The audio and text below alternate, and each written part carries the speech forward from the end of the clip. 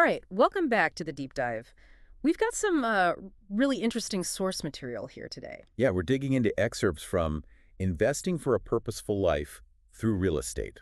Specifically, that chapter, 10 Essential Lessons for Successful Real Estate Investing in India. And this isn't just theory, right? This comes from someone managing, what, over 100 rental units in India. That's right. So pretty extensive practical experience behind these lessons. Definitely. That kind of scale, it really tests what works on the ground. So our goal today is to unpack these 10 lessons, really pull out the key insights. And see how they guide an investor, Yeah. from maybe starting out to hitting financial independence. And crucially, how the source ties that whole journey into living what it calls a purposeful life. Right. It's looking beyond just the numbers, isn't it? To the Yeah. why behind the investing. Exactly. We'll touch on everything, defining a good deal, actually finding opportunities. Tenant management, which is huge. Yeah, and even knowing when you've got, well, enough. Okay, let's get into it. Let's dive in.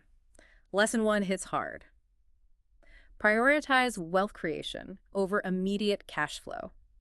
I think a lot of people start thinking passive income, right? Early retirement. That's the dream. Yeah. Freedom. And look, cash flow feels good. Getting that rent every month, it feels like it's working now. Sure, tangible. But the source makes a really strong point based on all that experience. While cash flow keeps things running, the real long-term goal, the thing that gives you true independence, is building substantial equity. It's about wealth creation over the long haul. So it's a bit of a mindset shift. Don't just grab the highest rent today if it means less growth later. Precisely. Think bigger picture. The source even gives an example target, like aiming for 15 crore in assets. Indian rupees, yeah. Right, to generate the kind of passive income you actually want long-term. It's a wealth goal first, income follows. Build the engine before you expect it to power everything. You got it. The asset base is what makes the income sustainable. Okay, so you have this long-term wealth goal. How do you choose the right way to get there? Lesson 2. Align investment strategy with life stage and time. Because there are tons of options, right? Flipping, redevelopment. House hacking, short-term rentals, Yeah, the list goes on. It can feel a bit dizzying. totally. And the source says, look, there's no single best way. It depends on you, where you are in life. Okay. It kind of breaks it down. Like if you're a starter just beginning, maybe look at ready-to-move-in apartments or house hacking. That's where you live in part of it, rent out the rest. Exactly. Great way to reduce your own costs and learn the ropes. Then, as you become a builder ready to scale up, Right. the source suggests maybe more active things. Redevelopment, using leverage for bigger renovations to force appreciation faster. And then there's the harvester stage. Yeah, that's when you're consolidating. You're less focused on rapid growth, more on, well, reducing risk, making sure the cash flow from everything you've built is solid and reliable. So the key is matching the strategy to your actual capacity, like how much time and energy you really have. Absolutely. That's crucial. Trying to run a builder strategy when you only have starter time, that's just not going to work well. It Yeah. leads to burnout. Makes sense. Okay, lesson 3. Define clearly what constitutes a good deal. Seems obvious, but maybe not so simple. It's fundamental, yeah, but needs real clarity. The source says real estate profits essentially come from two main streams. Okay. You've got your rental income, that's the immediate cash flow, but then you've got the long-term stuff, appreciation, the property value going up, and debt reduction, paying down your mortgage principal. And equity builders. Exactly. Those build your wealth over time. So a good deal, according to the source, isn't just about the rent. You have to evaluate both parts properly. Rigorously, yeah. Yeah. It gives an example. Say a property costs 2 crore and brings in 10 lakh a year in net operating income. Okay, pause there. Net operating income, NOI. That's rents minus operating costs like taxes, insurance, repairs, Yeah. but before the mortgage payment, right? That's the gist of it, yeah. So 10 lakh on 2 crore, that's a 5% return if you paid all cash, unleveraged. Okay, 5%. Seems okay, maybe not amazing on its own. Right, but that's just the cash flow part. The source emphasizes that's not the whole picture. When you add in the expected appreciation over time, plus the equity you build just by paying down the loan principal each month, that forced savings, right. your total annual return might actually be closer to, say, 9 or 10%. Much better. So a truly good deal is one where you've calculated and considered that blended return, not just the initial cash flow number, which can be kind of deceptive on its own. That's a really important distinction, getting clear on that blended return. Okay, Lesson 4 builds on this. Establish a precise buy box. I like that phrase, investment compass. It's a great analogy. It just means having really specific criteria for what you will buy, and just as importantly, what you won't. So getting granular. Very. The source says your buy box should define things like target cities, even specific neighborhoods within those cities, what type of property, apartments, plots, houses, and even specific features you insist on. Maybe it has to be near a metro station or good schools or a hospital. Your non-negotiables. And the advantage of being that specific is? Speed and clarity. When a potential deal pops up, you know instantly if it fits or not. No wasting time analyzing things that aren't right for you. Cuts down the noise. Exactly. And it helps your team too. Agents, partners, they know exactly what to bring you.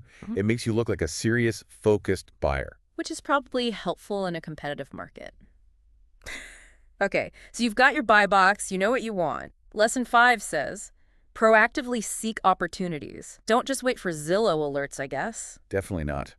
The source really stresses this. Finding the best deals takes work, active effort, persistence. Okay. It lays out this pretty sobering funnel, actually. To close one really good deal, you might need to submit something like 20 structured offers. 20 offers for one deal. And those 20 offers probably came from analyzing maybe 30 properties closely. Okay. And to even find those 30 to analyze, you might have needed to generate 100 initial leads or possibilities. Wow. 100 leads to get one closed deal. That puts the effort into perspective. Why such a wide funnel, do they say? Well, it doesn't explicitly state why, but you can infer. A lot of listed properties might just not be good investments, or sellers are unrealistic, or maybe the truly great deals, they get snapped up before they're even listed publicly. Off-market stuff. Exactly. So the source says you need to build that pipeline, hunt for those off-market deals, physically walk or drive neighborhoods, network constantly. Yeah. Build real relationships with brokers and agents who trust you and know your buy box. They can bring you things early. Makes sense. Okay, you find the deal, you buy it. Now, tenants. Lesson 6. Treat tenants as vital partners. Seems logical. They pay the bill. Absolutely critical. Your whole rental income stream depends on them. The source defines the best tenants really well. It's not just about income. It's 3 things. They pay on time consistently. They actually take care of the property, treat it well, and importantly, they stay long-term. Ah, reducing turnover. Exactly. Turnover is expensive. Vacancy periods, repairs, finding new people. It eats into your returns. So how do you attract and keep these ideal tenants? The advice is pretty straightforward. Provide a good product. Well-maintained homes, desirable locations. Offer competitive rent, fair market value. And maybe the biggest thing, build trust and respect from the beginning. Treat them like partners, not just sources of income. They're more likely to reciprocate. Right, fostering that relationship. Okay, great tenants are key for income, but tracking that income and all the expenses. That brings us to lesson 7. Utilize efficient bookkeeping practices, the less glamorous side. Maybe less glamorous, but absolutely essential if you're serious. You have to know your numbers. Accurate records tell you if your investment is actually working, where the money's going. Makes sense. Any specific tools mentioned? Yeah, the source recommends tools suited for India, like Zoho Books or QuickBooks India. Things designed for the local accounting and tax context. And what key things should you be tracking with those tools? KPIs, key performance indicators. Things like rent collection rate, is it 100%? Are people paying late? Operating expenses, are they creeping up? Why? And the big one, net cash flow.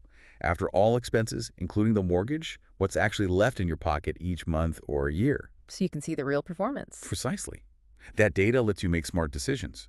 Maybe rent needs adjusting. Maybe an expense needs cutting. Or maybe, honestly, a property just isn't performing and it's time to consider selling. Data-driven decisions. Okay, lesson 8 circles back to mindset. Embrace patience. Real estate is a long-term game. After hearing about that 100-to-1 funnel, patience seems pretty necessary. It really, really is. The source uses a lovely analogy. Building real estate wealth is like tending fruit trees. You plant them, you water them, you prune them, you protect them. Consistently over a long time. You don't get a big harvest the first year, or maybe even the second, but with steady care. Eventually, you get abundant fruit. Exactly. It's not a get-rich-quick scheme. It demands patience. It requires ongoing effort reinvesting in the properties to keep them nice, doing regular maintenance. The source points out that this consistent nurturing, compounded over years and years, is what really drives significant growth in both the property's value and the income it generates. The power of compounding applied to real estate through consistent effort. Okay, now, for something maybe not covered in every investment book. Lesson 9. Identify when you've achieved enough. That feels profound, almost. It really is a crucial point. The source frames this as the entry into that harvester phase we mentioned earlier.